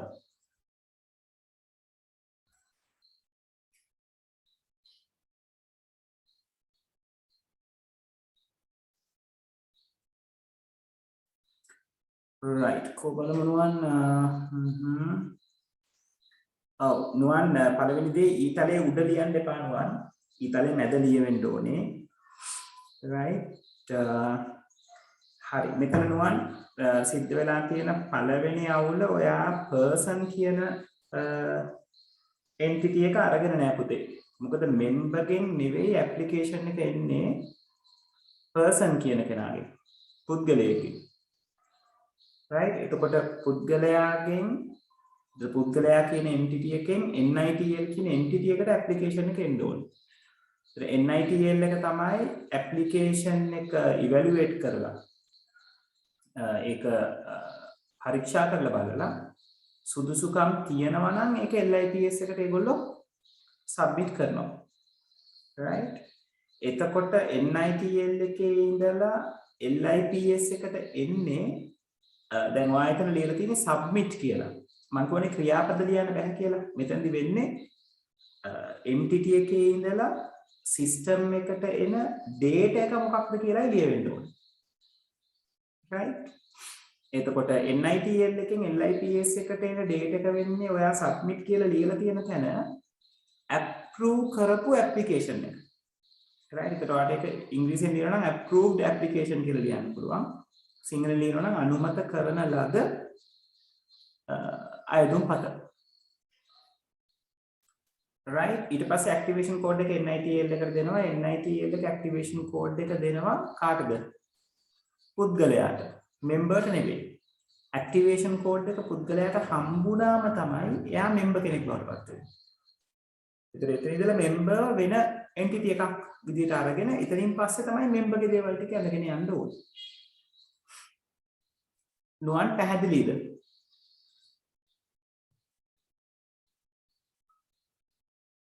හරි. try එකක් දෙන්න හරියට පැහැදිලිව අඳගමු. කටුවට අඳින්න යන්න එපා. හරියට පැහැදිලිව අඳගන්න කැන්සලින් අතර කමක් නැහැ. උතර වැරදි හදා ගන්න පුළුවන්.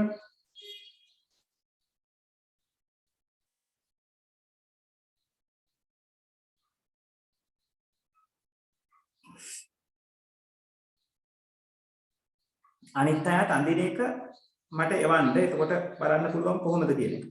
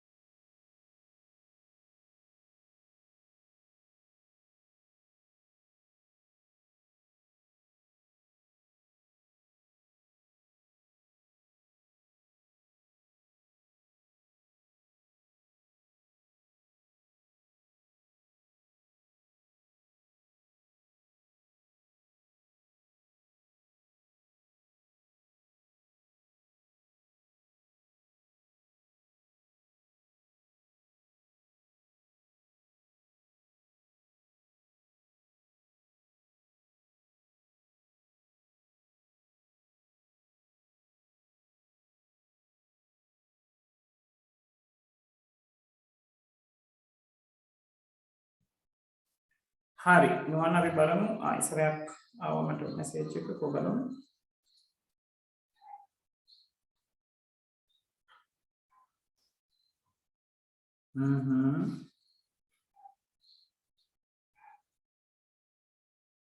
all right no problem නුවන්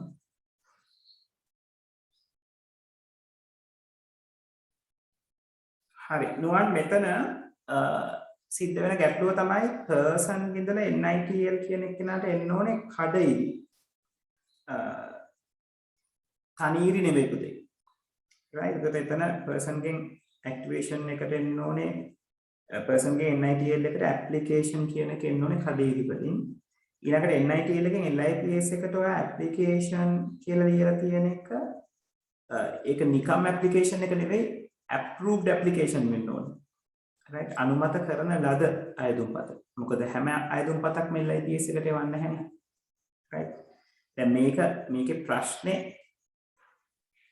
කරන එක ලේසි නිසා ඒගොල්ලෝ strictly මේක බලනවා හරි ඊළඟට activation code එක හරි right නිතරම මේක ලියනකොට අපි අර මම මෙතන අඳිනකොට මේ අඳපු විදිහ තියෙනවානේ අන්න ඒක පොඩ්ඩක් follow කරන්න right ඊළඟට දැන් activation code එක person ට දුන්නායින් පස්සේ activation code එක LIPS එකට දෙන්නේ member වෙච්ච කෙනෙක්. එහෙනම් member ගෙන් තමයි LIPS එකට activation code එක යන්න ඕනේ. ඊට පස්සේ යාට username password හම්බ වෙනවා. ඒක හරි. ඊට පස්සේ ආයෙ username password member LIPS එක පැත්තට දීලා තමයි LIPS එක පැත්තෙන් e-books බලන්න ඕනේ. එතන ඔයා ඩිරෙක්ෂන් එක වරද්දගෙන තියෙනවා. ඉඩ ඇතුව අඳින්න වැරදි ටික හදාගන්න. right?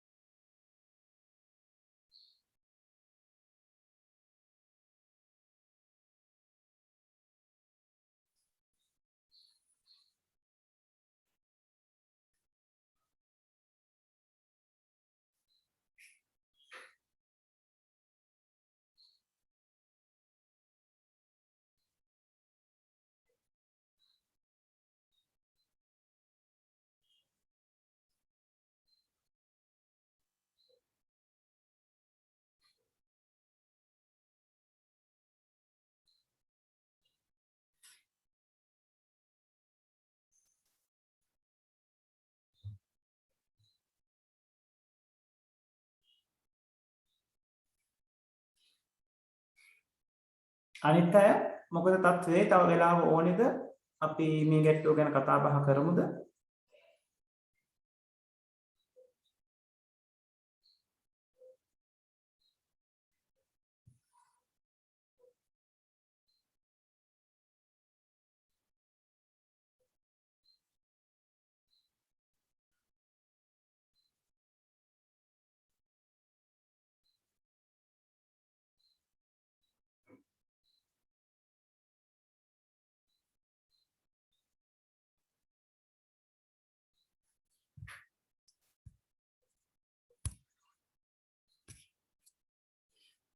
ඔවුලමයි මොකද අත්තේ දිල්ෂාන් ඉමාෂි කුසල් මෙනුල් රශ්මික තරිඳු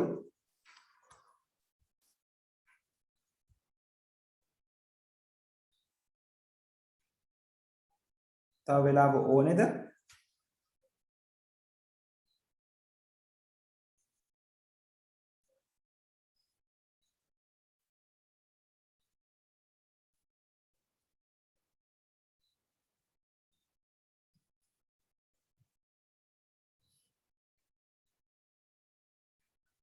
all right අනිත් අය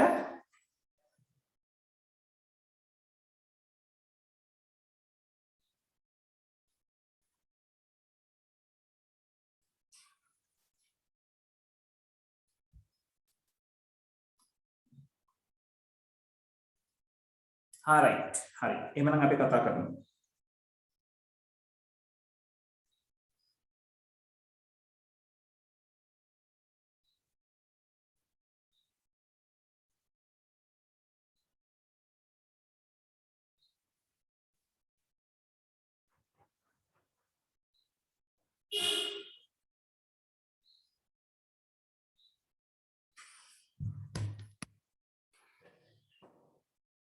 හරි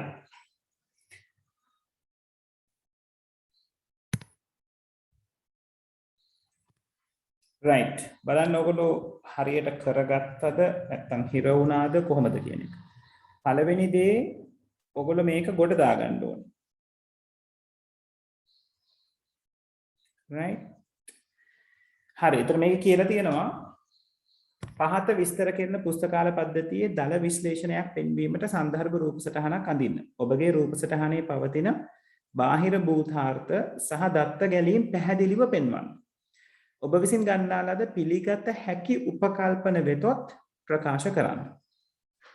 right එතකොට මේ මුල ඉඳලා තමයි මේ දෙවෙනි ඡේදයේ ඉඳලා තමයි දාන පටන් ගන්න. ජාතික තොරතුරු තාක්ෂණ පුස්තකාලය NITL කියලා කෙටියෙන් අරන් තියෙනවා. එහි පරිශීලකයන්ට මාර්ගගතව පුස්තකාල තොරතුරු සැකසීමේ පද්ධතියක් LIPS කියලා තියෙනවා මගින් විද්‍යුත් පොත් ලබා දෙයි. සරලව සිද්ධ වෙන දේ එතන කියලා තියෙනවා. right එතකොට මෙතන පැහැදිලිව ඕගලන්ට කියලා තියෙනවා මොකද්ද පද්ධතිය කියලා. පුස්තකාල තොරතුරු සැකසීමේ පද්ධතිය. එතකොට මේක පැහැදිලිවම සිස්ටම් එක. right ඊළඟට මේ වාක්‍ය ඇතුලේ මේ පුස්තකාල තොරතුරු පද්ධතියත් එක්ක සම්බන්ධ වෙන දෙන්නෙක් ගැන කතා කරලා තියෙනවා. එක්කෙනෙක් තමයි මේ ජාතික තොරතුරු තාක්ෂණ පුස්තකාලය NITL කියන එකේනා. right මොකද දැන් මේ කතා කරන්නේ කෙලින්ම කම්පියුටරයිස් සිස්ටම් එකක් ගැන පුස්තකාල තොරතුරු සැකසීමේ පද්ධතිය. එතකොට මේ ජාතික තොරතුරු සැකසීමේ පුස්තකාලය නැත්තම් NITL කියන එක්කෙනා මේ LIPS එකත් එක්ක සම්බන්ධ වෙන එක්කෙනෙක්. ගනුදෙනු කරන එක්කෙනෙක්. right ඒ වගේම විද්‍යුත් පොත් ලබා දෙන විද්‍යුත් පොත් කියන එක එන්ටිටි එකක් නෙවෙයි. එයාව අපිට ඩේට් එකක් විදිහට තමයි සලකන්න වෙන්නේ. right හරි. එතකොට අපි මම ඩේටා ටික නිල් පාටින් අන්ඩර්ලයින් කරගෙන යනවා. මේ තියෙන්නේ අපිට හම්බෙන ඩේටා. right entities ටික මම කොළ පාටින් highlight කරගෙන යනවා.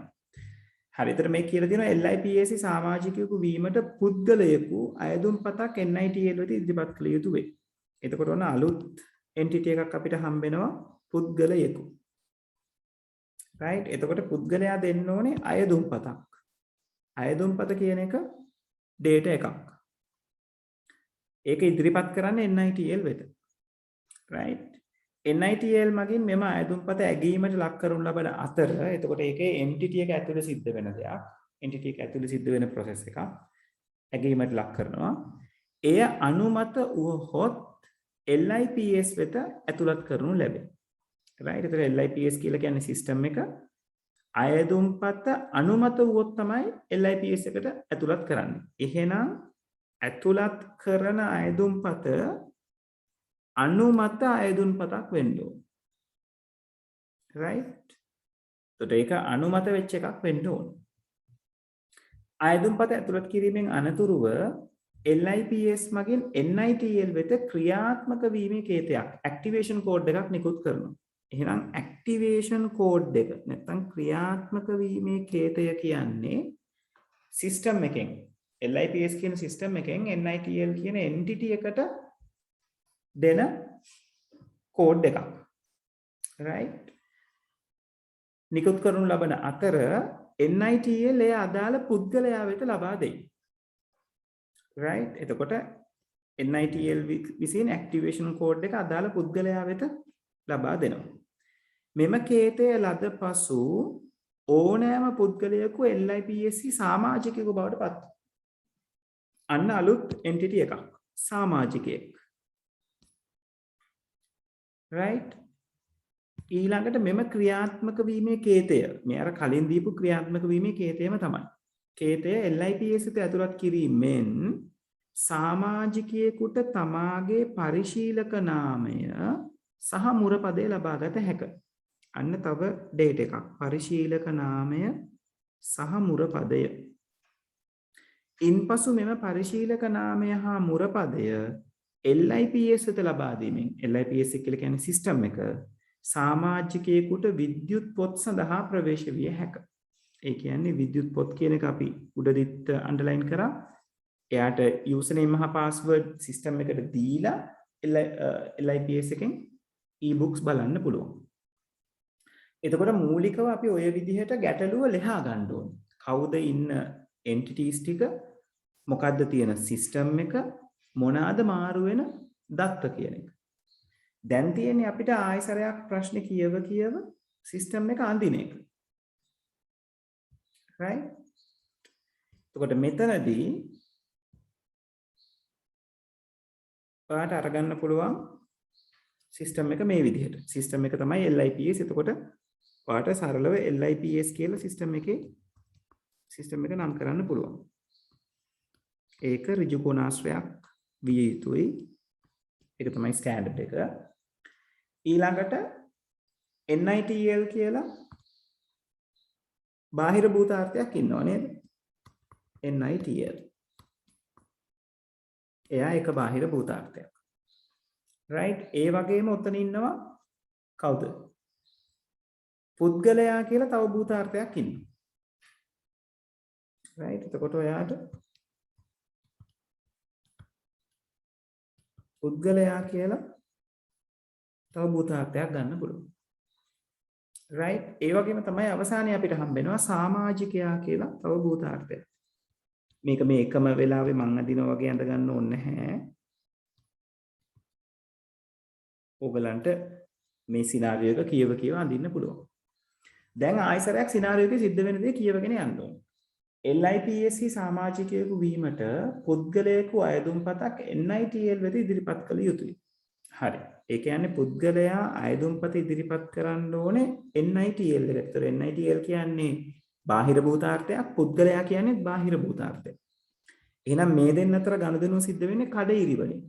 right එහෙනම් අයදුම්පත යන්න ඕනේ කඩඉරි වලින්. right ඊළඟට කියනවා NITL මගින් මෙම අයදුම්පත ඇගීමට ලක් කරනු ලබන අතර එතකොට ඒක NITL කියන entity එක කරන්නේ එය අනුමත වුවහොත් LIPS වෙත ඇතුළත් කරනු ලබනවා. ඒ කියන්නේ අනුමත වෙච්ච අයදුම්පත තමයි LIPS වලට දෙන්නේ. right එහෙනම් අපිට මෙතන ලියන්න පුළුවන් අනුමත වූ අයදුම්පත. ඒක තනීරකින් තමයි LIPS එකට යන්නේ. අනුමත වූ අයදුම්පත. ඊළඟට කියනවා අයදුම්පත ඇතුළත් කිරීමෙන් අනතුරුව LIPS මගින් NITL වෙත ක්‍රියාත්මක වීමේ කේතයක් නිකුත් කරනු ලබයි. ඒ කියන්නේ දත්තේ වෙන්නේ ක්‍රියාත්මක වීමේ කේතය. ක්‍රියාත්මක වීමේ කේතය. එතකොට මේක දෙන්නේ කවුද? LIPS එකෙන් දෙනවා NITL ඊළඟට කියනවා NITL එය අදාළ පුද්ගලයා වෙත ලබා දෙයි. ඒ කියන්නේ එය කියලා කියන්නේ ක්‍රියාත්මක වීමේ කේතය නේද? එහෙනම් පුද්ගලයාටත් හම්බෙනවා ක්‍රියාත්මක වීමේ කේතයක්. මේක හම්බෙන්න ඕනේ කඩඉරි වලින්. මොකද ඒක එක භූතාර්ථයකින් තව භූතාර්ථයකට පාස් කරන data එකක්. right. ඊළඟට කියනවා මෙම කේතය ලද පසු ඕනෑම පුද්ගලයෙකු LIPSC සමාජිකයෙකු බවට පත්වේ. ඊට පස්සේ කතා කරලා තියෙන්නේ සමාජිකයා කරන දේවල් ටික. මෙම ක්‍රියාත්මක වීමේ කේතය. ක්‍රියාත්මක වීමේ කේතය හම්බුණා මෙයා සමාජිකයෙක් වෙනවා. සමාජිකයා තමයි දැන් ක්‍රියාත්මක වීමේ කේතය LIPS වෙත ඇතුළත් කිරීමෙන් සමාජිකයෙකු තමාගේ පරිශීලක නාමය හා මුරපදය ලබා ගත හැක. මෙතන වැඩ දෙකක් තියෙනවා. එකක් තමයි සමාජිකයා ක්‍රියාත්මක වීමේ කේතය LIPS එකට දෙන්න ඕන. දුන්නම තමයි LIPS එකෙන් user name එකයි password එකයි සමාජිකයාට දෙන්නේ. right. එහෙනම් මුලින්ම සමාජිකයා ක්‍රියාත්මක වීමේ කේතය LIPS එකට දෙනවා. ඒ දුන්නම මෙයාට හම්බෙනවා පරිශීලක නාමය සහ මුරපදය. මේක අවශ්‍ය නම් ඔයගලන්ට කොටස් දෙකක් විදිහට දෙන්න පුළුවන්. නැත්නම් එකම එකේ දුන්නත් කමක් නැහැ. ඒක එකට කතා කරලා තියෙන නිසා. right. එතකොට පරිශීලක නාමය හා මුරපදය.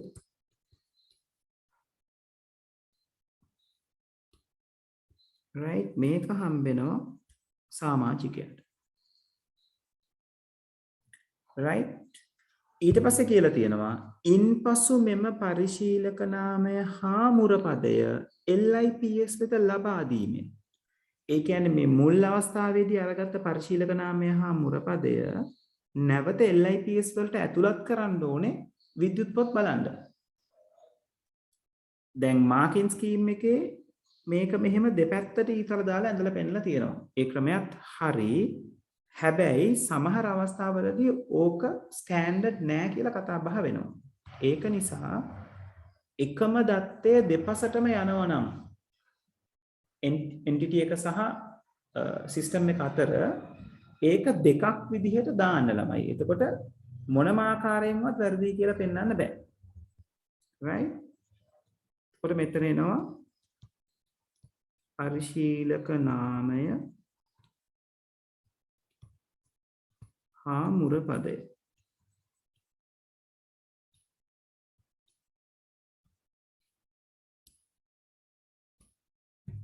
ඔතනට ලබා දෙනවා. ඊට පස්සේ පුළුවන් මොකක් කරන්නද? සමාජිකයාට e-books බලන්න. නැත්නම් e-books වලට ප්‍රවේශ වෙන්න. e-books වලට ප්‍රවේශ වෙනවා කියලා කියන්නේ සමාජිකයාගෙන් LIPS එක පැත්තට e-books යamak නෙවෙයි වෙන්නේ. සිස්ටම් එකේ තියෙන e-books සමාජිකයා බලන එක කරන්නේ. username password දීලා log වෙලා සිස්ටම් එකේ තියෙන e-books ගන්නවා. එතකොට e-books කියන එක විද්‍යුත් පොත කියන එක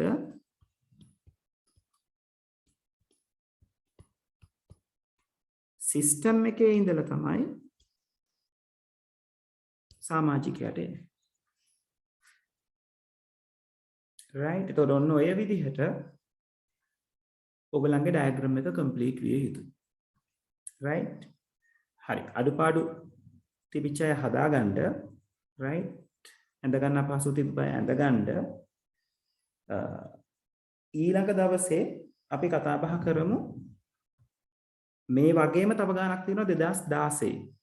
right. දැන් මේක හරියට ඇඳගත්තම ඔයගලන්ට 2016 ගානට ඒක උදව්වක් වෙනවා. කොහොමද කරන්නේ මොන විදිහටද කරන්නේ කියන එක.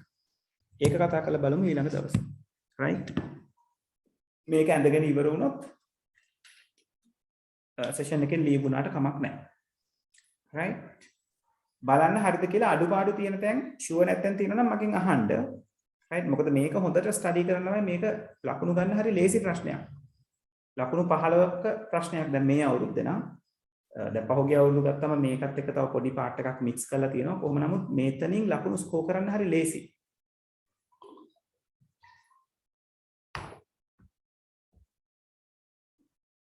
right ඔයගොල්ලෝ ඇඳගෙන සෙෂන් එකකින් ලීව් වෙන්න පුළුවන්. කට්ටියම ලීව් වෙනකම් මං ඉන්නම්.